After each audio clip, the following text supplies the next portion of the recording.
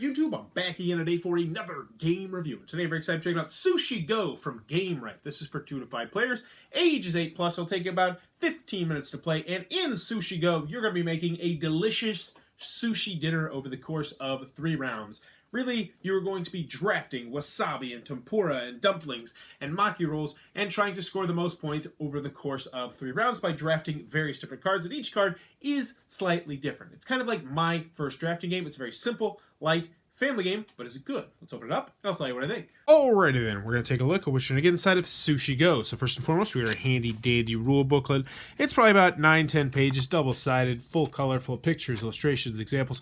Very well done. It should have you up and running in no time. And also, big thumbs up on this. So in Sushi Go, what you're going to be doing is you are going to be drafting cards. You're going to have a handful of cards. You're going to pick one of those. You're going to put it down, pass all the cards over, flip over that card, and you're going to rinse, wash, and repeat and try to score the most points over the course of 3 rounds. So let's go over the components. Let's get into the gameplay. So first, what are the cards? There's a couple different kinds of cards, and I'll show you all the cards. So first, maki rolls. Whoever has the most maki rolls at the end of the round is going to score 6 points. Whoever's in second will score 3 points. If there's a tie, then you split the points. The maki rolls come in increments of 1, 2, and there are some 3s in here as well. Next, we have the dumpling. And dumpling, you want a lot of dumpling. 1 dumpling will get you 1 point. 2 dumplings will get you 3 points. 3 will get you 6. 4 will get you 10. And if you somehow manage to get 5 dumplings, you'll get 15 points, which obviously is a lot of points.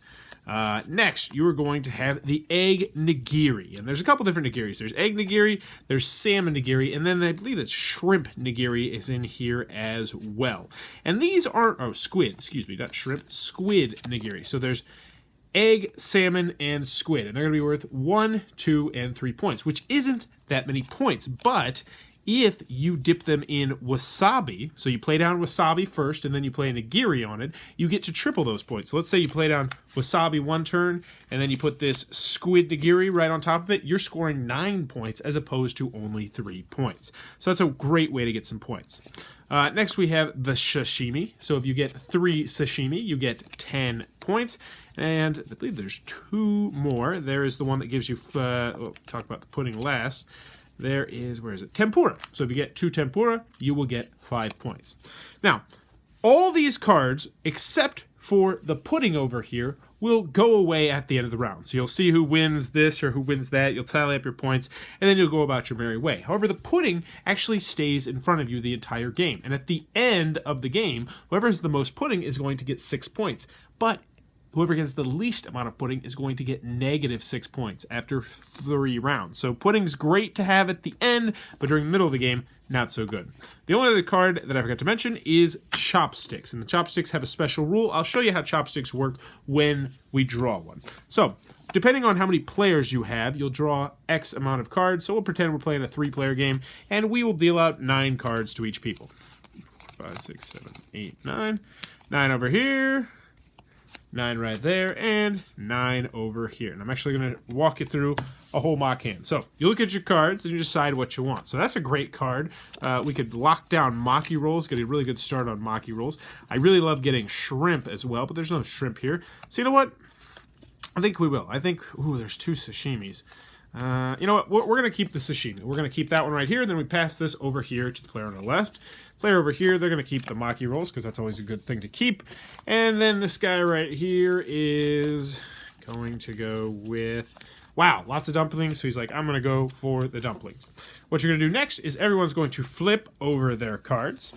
And then you are going to rinse, wash, and repeat. So now you have 1 less card to choose from. So for me personally, I would definitely choose the sashimi. This guy over here, yeah, he would probably go for the makis. Because having 6 maki rolls would pretty much guarantee that he's going to get 6 points. So he might put the maki roll down and pass that. And this guy over here is hoping for sashimi, and he's going to be sorely disappointed. So now he's looking at these cards, and he's like, well, I don't know what to do here. You know what? I might go for the maki rolls because being in second place will still give me 3 points, so he would probably do that. We pass everything to the left, and then we would all reveal once again. So this guy's got 6 maki rolls, this guy's got a dumpling, this guy's got 3 points. Now, there's no chopsticks here, so let's put a chopstick in and cheat a little bit. So next, I look at my hand, and I'm looking at it, and I say, you know what? I'm going to keep the chopsticks. So how this works is, just like any other card, I'd place it face down here. We reveal it when it's time to reveal it. But when I want to, before the end of the round, what this allows me to do is take 2 cards at one time instead of just the normal 1 card. So I just say Sushi Go to let people know that I'm taking 2 cards. And I might go ahead and go, Sushi Go. So I'm going to take these 2 tempuras, put them down, but then I have to put the chopsticks back into the hand, which means somebody else can take them. And then we reveal them as normal, and you continue to do that until you only have 1 card left, at which point you just flip that card over, and you're going to be ready to get to the scoring phase of the round. During the scoring phase, you're going to see how many points you're going to get for Maki roll. So the first place will get 6 points. Second place will get 3 points. You'll get any points for sashimi. If you got all 3, you'll get points for tempura. You'll get points for all of the cards in front of you except for the pudding. Once you've tallied up the score, you are going to write down the score. You need a pen and a paper, or you can do it with an app. And then you're going to take all those cards, put them into this card pile except for the pudding. You're going to deal out more cards to everybody, and you're going to rinse, wash, and repeat, doing that over and over again until you've done it 3 times. At the end of the game, you're going to tally up everybody's score. Then you're going to take the pudding. Whoever has the most pudding gets 6, whoever has the least gets -6, and whoever has the most points will be the winner of Sushi Go. And that, in a nutshell, is how the game is played. Alright then, Sushi Go from Game Right. What are my final thoughts? Let's go over the pros, let's go over the cons. First, on the con side, game's not going to be for everybody for a variety of different reasons. 2 to 5 players is a great player count, but I liked it best at 3, 4, and 5. I would never grab this as a 2-player game. I don't think it's bad, it just loses a lot of the fun, in my personal opinion, at 2 players. So yeah, I honestly thought it was best at 5 players, but I still enjoyed it at 3 and 4 players. A big con that I think a lot of people are going to have with this game is the fact that it is incredibly light, it's incredibly simple, and most of the time, the choices you make are pretty simple choices. You look at your hand, you're like, I don't want this card, don't want this card, don't want this card, don't want this card. So I have a 2 Maki roll, I have a 3 Maki roll, or I might take this. It's like, well, I'm obviously not going to take the 2 Maki roll, so it's either this card or this card.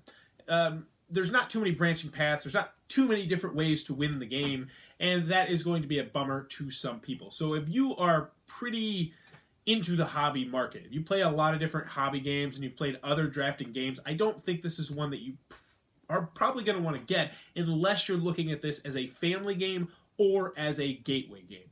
If you're not looking for that, then I would probably recommend going and getting something a little bit meatier, like a 7 Wonders or something like that. Another comment I have in this game, some people are not going to like the fact that it's in a tin. Some people just hate tins. I personally like the tin, but hey, that's your mileage may vary kind of thing. And, player reference cards. I've had a couple people mention this, especially people who are new to the game and younger people and gateway gamers. They wish that there was a player reference card, like on the back of the rule sheet. There is a quick game summary, and I wish they would have condensed this down into 5 cards that they could have passed out. That would have been nice. But yeah, I also wish there was more cards. That's one thing. Because I feel like if there was a different variety of cards, if there were more cards to pick from, that would really give this game legs and make it a game that I could recommend as a game night filler game. Whereas for me personally, this is a little bit too light for that. But moving on to the pros, all the cons kind of set to the side. This is one of the most popular games out there right now because it is a fantastic family game and it is a fantastic gateway game. And I'm sure this game has gotten a lot of people into the hobby. And for that, I would say this is a great game. Just flat out. If you're looking at this as a family game or a gateway game, yes, yes, yes, this is a great game. It's easy to learn. It's easy to teach. I've taught this to 7-year-olds before. They had no problem learning this game. So yes, it passes both those tests with flying colors. Now, if you have a lighter game night where you don't play stuff that's too heavy, then I think this would be a game night filler game as well because it is definitely lightning quick. You know, you might be waiting for someone to get here and you can bust this out and have it played in 10 to 15 minutes. No problem. You can probably teach the rules to regular gamers in 10 to 15 minutes.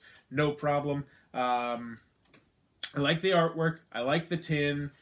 And that's what I got. I mean, Sushi Go is a very simple game to recommend if you're looking at it as a family game or as a gateway game, or if you play lighter games on your game night. If not, though, I would recommend going with a heavier drafting game. So that is Sushi Go from Game Night. One that I will be keeping, putting it in my classroom, playing it with my family as my kids get older, but still one that if I'm playing with other people who play games on a routine basis, I'm never going to grab for. If you enjoyed this review, please try to click on that subscribe button down below in the comments below. Let me know. Wasabi, yay or nay? For me personally, yes, I love wasabi. I love, love, love wasabi. I wish there was wasabi mustard, wasabi peas. Oh, I love wasabi peas. Let me know in the comments below. Wasabi, yay or nay? And as always, thanks for your time, YouTube.